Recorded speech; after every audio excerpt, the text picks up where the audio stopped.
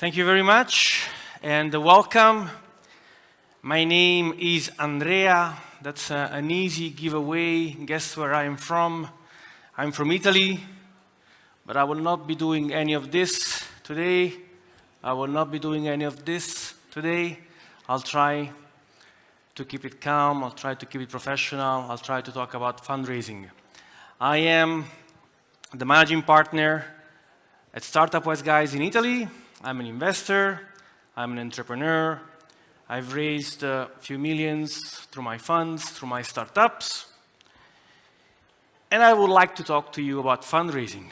Now, first of all, with a room full of entrepreneurs and brilliant minds, I don't know what the hell I'm doing on stage. You should be here telling me about your thirst, your vision, your strength about your startup and fundraising.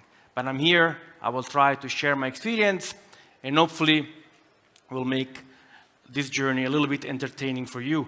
Because that's the problem. When you talk about fundraising, it's not very entertaining, because you go into technical stuff, you go into KPIs, you go into term sheet, you go into legal terms.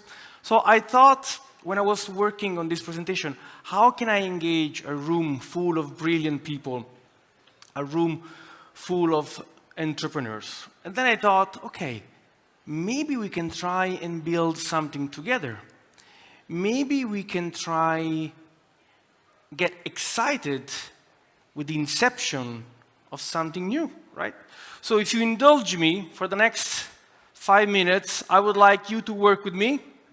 I would like you to give me thoughts, or give me applause, or give me some shouting, with few options that I prepared for you, okay? So, first of all, what our startup shall be about? Shall we build a startup that does social network, or shall we do something which is software as a service for enterprise? Raise your hand if you want to build a social network startup. Okay, not very excited about social networks. Raise your hand if you want to build a SaaS startup. Well, SaaS it is. Control room, hit it on SaaS. Okay, what type of SaaS do we want to build? I came up with 2 ideas. Hey, by the way, if any of you comes with things like this in a couple of years, and you make $1 billion, you come to me and buy me dinner, okay?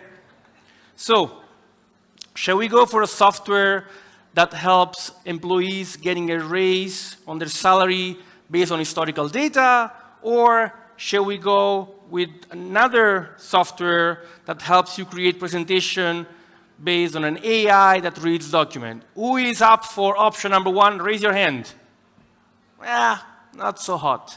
Who's up for option number 2? Raise your hand. You don't like PowerPoints, do you? You don't really like them. Okay, control room, hit number 2. Hit again. Okay, and that's the name of the startup I thought of presenting you guys with. Present me. I don't know if it exists or if it doesn't exist or it will exist, but that's our startup. Okay, so we have the scope, we have the name. I need a CEO. Who wants to be the CEO of this startup? Raise your hand. I need a CEO, guys. Come on.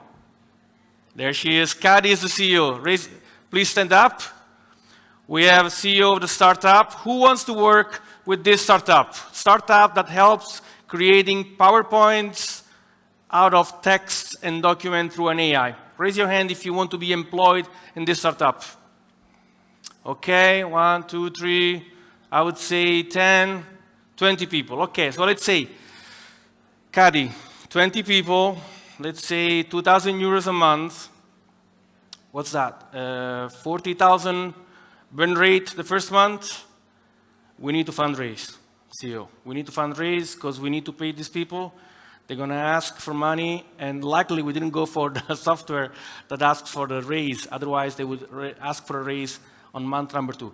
So 40,000 euros burn rate, we need to fundraise. Me and Kadi are out of the door in this very minute looking for funds for this startup. What do you say?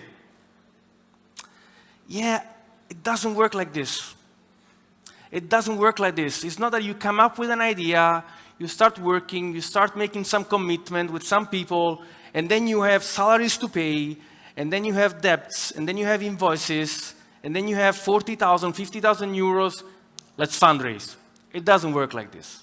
So as much better professionals than me have explained through the day, fundraising is a tough job.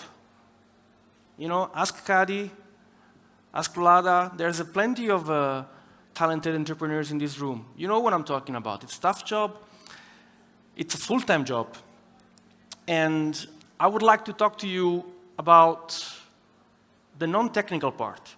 How do we get ready for such a challenge, right? Now we have our startup, Present.me. How do we get Present.me off the ground? To do this, we have to get in the right mindset, because we need to find energy in ourselves, because to face the technical stuff, the legal terms, the KPI, we need to get into the right balanced approach.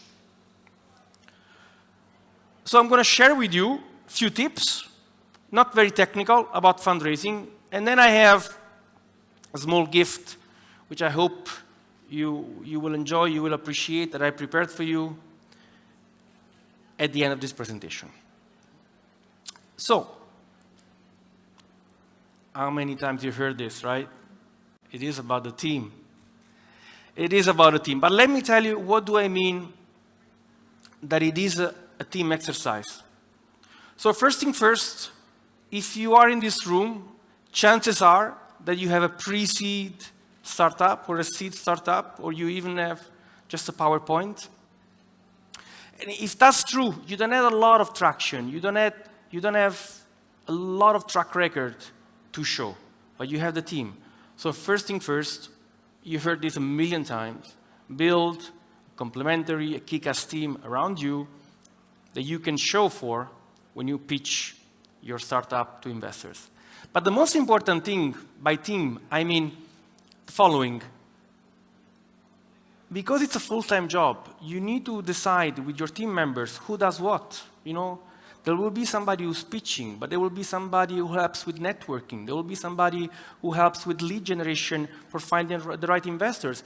Just because you're doing CTO, it doesn't mean that you won't be involved in the startup fundraising process, because probably one of your pals has been in a startup who has fundraised and may know some angel who will be interested in your startup. So there you go. So share networks, support each other. Don't leave it all on the hands of the CEO. Of course, it's her responsibility, but it's a team effort in that sense. You will be complementary in that sense, right?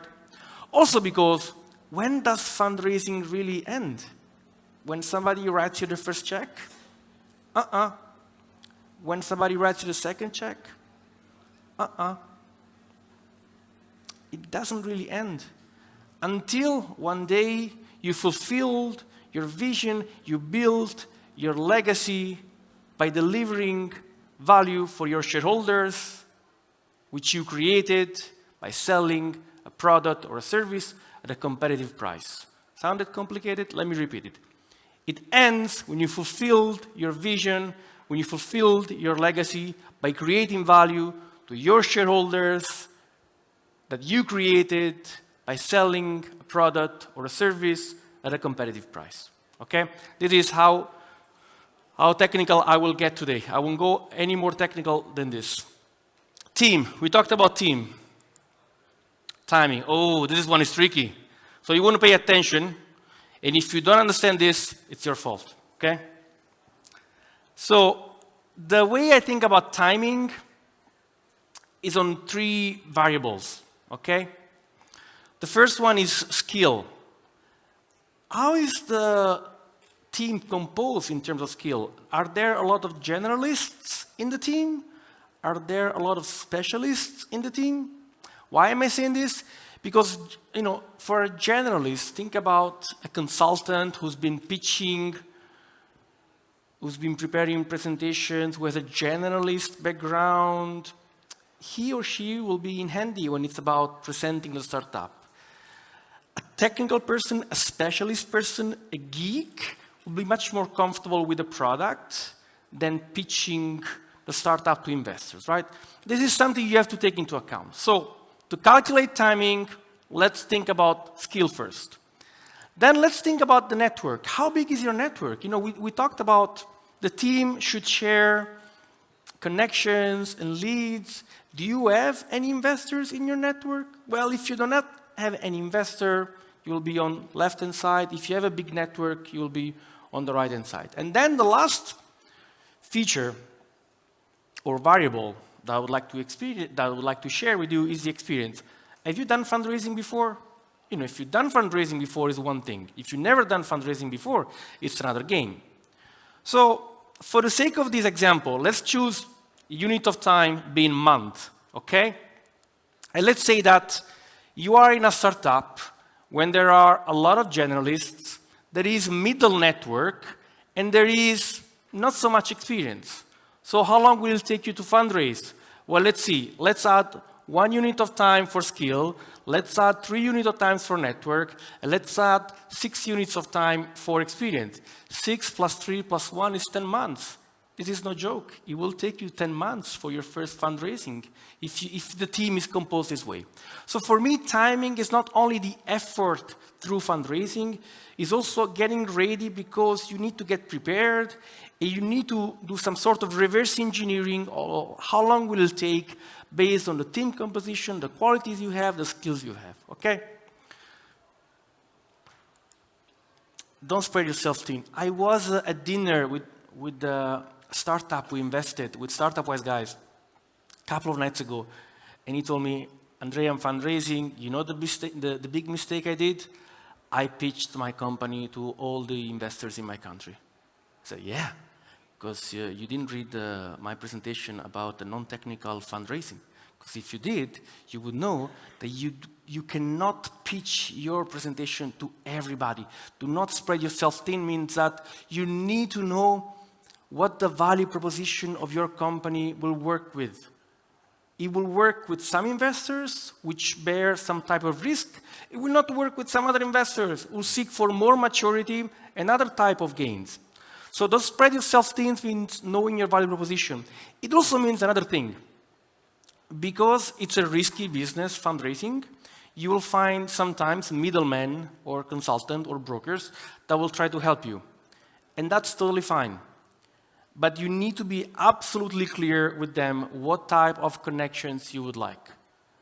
Because the risk is that they will end up presenting you 100, 200 possible potential prospect investors that are not the right ones for you. You will end up losing even more time. So don't spread yourself thin. Know exactly what you're doing, what type of value proposition you're building, who you're pitching this to. Last. Respect. Respect for yourself, respect for your team, respect for other people's money. You know, whether they invest 3,000 euros, 30,000 euros, it's their money.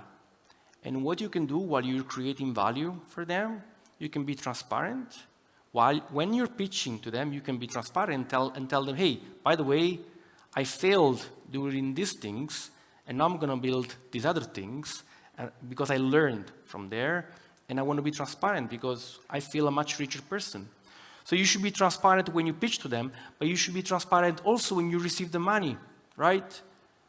So I take so much pride in writing my LPs report because I give account of what I've been doing with the funds that they've granted me, the development of the startups, where I want to go with the fund, what type of things we want to achieve. And they're grateful because they trusted me with the money. But also, have respect for yourself, right? Share that you are fundraising with your dear ones, with your loved ones, because it's going to be tough. And you want to have respect for yourself by knowing that your family is with you, your friends are with you. You're not going to get maniac about this if you know there's a well-balanced environment around you. That was it. So, guys and girls, please connect with myself. The name is Andrea Orlando, the Italian one. And you'll find me on LinkedIn. And the little present for you today is this. I wrote a very small, I don't even want to call it book, few pages about non-technical fundraising is for free. I hope you will find it useful. Thank you very much for being with me. I hope you had some fun. It was definitely entertaining for me, definitely useful for me. I will see you at the next one. Thank you very much.